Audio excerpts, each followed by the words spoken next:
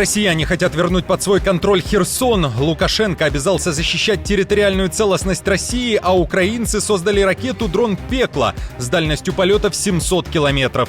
В эфире «Нехта» самые важные и интересные новости к этому часу. Кардинальные изменения на линии фронта. Армия Путина нацелилась на город, из которого ранее бежала. Удастся ли форсировать Днепр? Легкого пути к мирному соглашению не будет. Киев и Москва не готовы к заморозке войны и готовятся нанести удары. В Румынии аннулируют результаты президентских выборов, а Кыргызстан выдает гражданство тысячам россиян. Друзья, всем привет! Буду рад вашему лайку, подписке и репосту. Вы прекрасно знаете, что для нас это очень важно. Также оставляйте свои комментарии. И спасибо вам за обратную связь. Об актуальных и важных событиях прямо сейчас начинаем. Румынский конституционный суд аннулировал результаты первого тура президентских выборов. Теперь избирательный процесс будет полностью перезапущен. Об этом говорится в официальном заявлении на сайте суда. При этом правительство должно установить новую дату выборов президента Румынии, а также новый календарный план мероприятий, необходимых для их проведения. Настоящее решение является окончательным и обязательным для всех. Как ранее рассказывала команда «Нехта», в первом туре президентских выборов победил ультраправый румынский кандидат Калин Джорджеску. Для многих внутри страны это стало неожиданностью. В Совете нацобороны Румынии рассекретили документы, в которых говорится о нескольких сетках аккаунтов в соцсетях, которые в том числе связаны с Россией и которые вели агрессивную президентскую кампанию Джорджеску. Этот кандидат заявлял, что если станет президентом, то Румыния не будет выполнять обязательства НАТО и прекратит транзит украинского зерна и всякую военную помощь Киеву. Но как я могу согласиться на это? Это невозможно. Румыния и румынский народ на первом месте. Напомню, что на этой неделе в Бухаресте даже начались протесты против политики, набирающих вес ультраправых, к которым относится Джорджеску. Лукашенко согласился на то, чтобы его армия защищала суверенитет и территориальную целостность России. Накануне для этого самопровозглашенные вместе с Путиным подписали соответствующий договор в рамках так называемого союзного государства. При этом путинские войска обязаны прийти на защиту Беларуси, уверяют в Кремле. Путин, к слову, приехав в Минск, публично выставил счет Лукашенко, когда заявил, что Россия инвестировала в белорусскую экономику более 4 миллиардов долларов. Конечно, и этот договор имеет фундаментальное значение.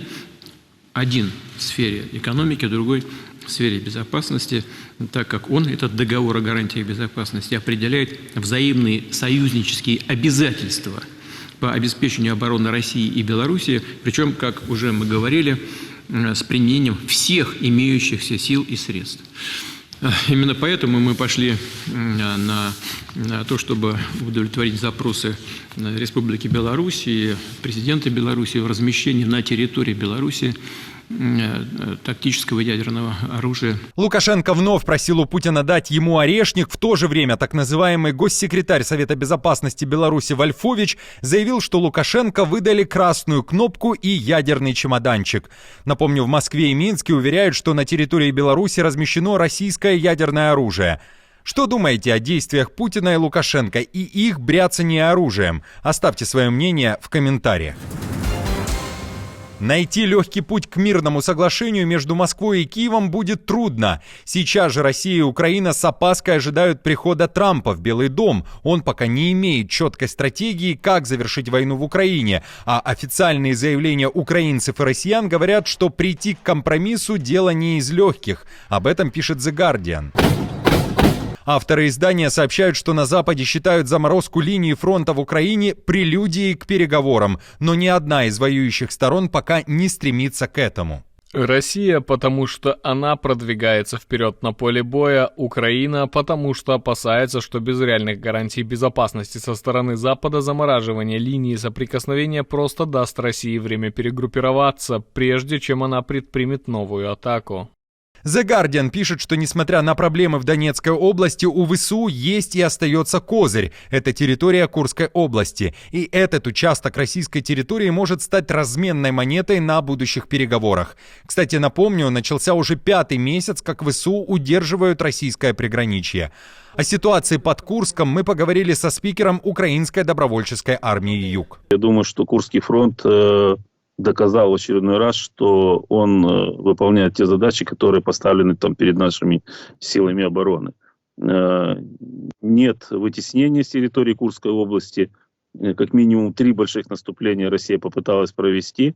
Особых результатов стратегических не добились. Более того, на определенных локациях есть и проводятся контратакующие действия украинской стороны, есть улучшение тактического положения. Где-то что-то потеряли, где-то приобрели, но опять-таки напомню, это Курская область Российской Федерации. Война на той стороне, на той территории. В Украине говорят о возможном наступлении российской оккупационной армии на правый берег Херсонской области с полноценным форсированием реки Днепр. Об этом в интервью Financial Times изначально заявил глава Херсонской областной военной администрации, а после заявления сделал и начальник Николаївської ОВА Віталій Кім. Що ця інформація у нас була там 4 місяці назад. Ми готувалися, сили оборони та наші військові теж це розуміють. Россияне попытаются захватить острова на реке Днепр в пределах Херсонской области и продвинуться ближе к западному берегу областного центра, из которого российская армия бежала в ноябре 2022 года. Об этом в эксклюзивном интервью «Нехта» также рассказал спикер Украинской добровольческой армии. Он объяснил, для чего это необходимо россиянам в данный момент. Зайти на эти острова для того, чтобы увеличить огневой удар и огневой контроль с левого берега больше за правым, ну и, соответственно, расширить свои плацдармы на левом берегу, то есть увеличить площадь так называемой серой зоны, для того, чтобы мы доставали меньше на левый берег. Но в любом случае, еще раз хочу сказать, что сегодня у вооруженных сил есть все силы и средства для того, чтобы возможные риски, реагировать на возможные риски, которые существуют на этом направлении. Тренируется ли враг, соответственно, в наведении там переправ, проводит ли такие занятия, мечтает ли о форсировании Днепра. Я думаю, что такие планы действительно существуют. Действительно, такие тренировки россияне проводят. Опять-таки, это не какая-то особая новость. Эти тренировки они в прошлом году проводили по наведению, там, допустим, понтонных переправ. В любом случае, еще раз скажу, что операция по форсированию Днепра, она для россиян будет самоубийственной. В материале Financial Times, напомню, была информация о том, что россияне могут начать наступление в сторону Херсона, используя 300 лодок. Вероятная цель – усиление давления на Киев до инаугурации Трампа. Украинские военные бьют адом по российским войскам. Ракету-дрон под названием «Пекло» уже получили на вооружение силы обороны Украины. Об этом заявил Зеленский, который показал, как выглядит украинская разработка. Он также уточнил, что эта ракета-дрон по сути прошла боевое крещение. Скорость «Пекла» 700 км в час и максимальная дальность полета также 700 км. Издание Defense Express, проанализировав видео с изображением этой ракеты, пишет следующее. Например, хорошо видно, что корпус «Пекла» выполнен именно по технологиям производства реактивных летательных аппаратов, металл и заклепки. Надежное и хорошо известное решение, которое позволяет изготавливать корпуса промышленным способом. Похоже, что сам корпус состоит всего из нескольких крупных частей, что упрощает монтаж всех узлов и агрегатов внутри него. Бывший генеральный секретарь НАТО призвал Трампа не превращать Украину во второй Афганистан. Андерс Фог Расмуссен говорит, что избранный президент США не любит быть неудачником. Его роль – быть победителем. И для этой победы, по мнению экс-генсека НАТО, необходимо вооружить Украину. Только тогда можно будет заключить выгодную сделку с Москвой. У меня есть очень четкое послание новому президенту США. Трамп, я бы сказал ему, не позволяйте Украине стать вашим Афганистаном. Не позволяйте Путину победить вас. Будьте сильным лидером, стремитесь к миру в Украине, но честного, справедливого и прочного мира, который будет гарантировать безопасность Украины в будущем. 6 тысяч россиян стали гражданами Кыргызстана, и это всего за 2 последних года. Такую статистику на заседании Комитета парламента озвучил глава Департамента регистрации населения при Министерстве цифрового развития Арсен Минбаев. Он также уточнил, что в 2023 году в ведомство пришло около 10 тысяч заявлений от граждан РФ на получение кыргызстанского паспорта, а с начала 2024 поступило уже 7 тысяч таких прошений. Радио «Азатык» уточняет, что в 2022 году президент страны Садыр Жапаров подписал 24 указа о приеме в гражданство Кыргызстана более 6 тысяч человек. А после того, как в СМИ появилась информация о получении кыргызстанского гражданства российскими чиновниками, бизнесменами и другими известными людьми, на сайте президента Кыргызстана перестали публиковать соответствующие указы, а ссылки на прежние стали недействительны, уточняет радио «Азатык». Зачем россиянам второе гражданство, как вы считаете? Напишите, пожалуйста, об этом в комментариях под видео. Президент Турции Эрдоган открыто поддержал сирийских повстанцев. Он назвал события в Сирии маршем оппозиции, который должен продолжаться, но без бед и происшествий. Кроме того, Эрдоган уверяет, что Анкара официально обращалась к союзнику Путина, президенту Сирии Башару Асаду, и предлагала помощь, но ответа так и не получила. Пока там продолжается сопротивление, мы, если вы помните, обращались к Асаду. Мы сказали, давайте встретимся вместе, определим будущее Сирии. К сожалению, мы не получили положительного ответа от Асада. На данный момент после Идлиба, Идлиб уже взят под контроль, но Хомс все еще находится в руках оппозиции. И движение идет в сторону Дамаска. Эти беспокойные марши в регионе в целом не то, что мы хотим. Наши сердца не хотят этого.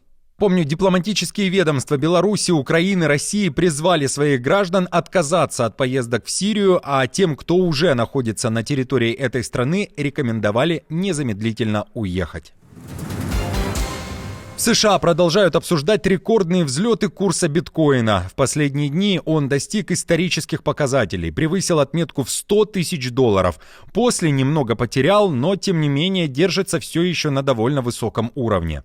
Это событие недели даже скептики назвали знаковым моментом в становлении цифровых активов, пишет Рейтер. Уточняя, что инвесторы сделали ставку на благоприятную для криптовалют администрацию в США, которая укрепит их позиции на финансовых рынках. Мы поддерживаем биткоин, потому что я считаю, что он является частью класса активов. Другими словами, вы не можете просто игнорировать его. Когда вы думаете об акциях, облигациях, золоте, вы должны рассматривать биткоин как реальный вариант. Сейчас, конечно, потребуется время, чтобы многие потребители и инвесторы начали воспринимать его за пределами небольшой группы людей. Но отметка в $100 тысяч показывает, что все только начинается с точки зрения становления биткоина как реального актива на глобальном уровне.